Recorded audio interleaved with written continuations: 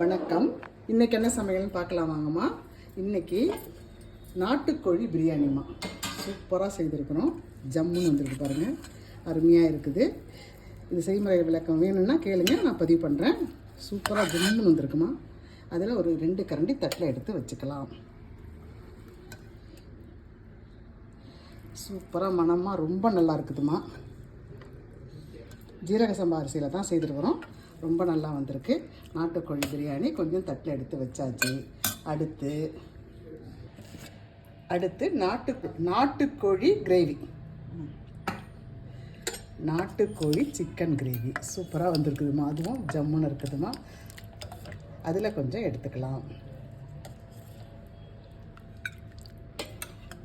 ஜோராக வந்திருக்குமா. அதில் கொஞ்சம் எடுத்துக்கலாம். ரொம்ப வாசனையாக இருக்குது, ரொம்ப நல்லா இருக்குது. அதில் கொஞ்சம் எடுத்துக்கலாம். அடுத்து எப்பயும் போல் ரசமாக, இந்த ரசத்தில் ஸ்பெஷல் வந்து நாட்டுக்கோழி வேக வச்ச தண்ணி போட்டு வச்சுருக்கிறோம்மா. அதுவும் ரொம்ப மணமாக இருக்குது. புளி சேர்க்காமல் ரொம்ப ஜோராக வாசனையாக நல்லா இருக்குமா. அதில் கொஞ்சம் எடுத்துக்கலாம்.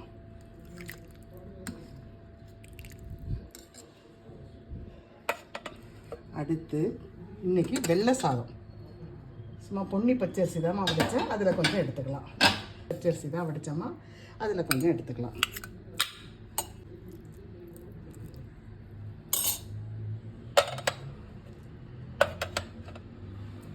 அடுத்து காடை ஃப்ரைமா, காடை ரோஸ்ட் ஜோராக வந்திருக்குமா. அதுவும் அது சும்மா 2 வாங்கிட்டு வந்து செய்தோமா. அதுவும் நல்லா அருமையாக வந்திருக்கு. அதில் ஒரு சின்னதாக 2 துண்டு எடுத்து வச்சுக்கலாம்.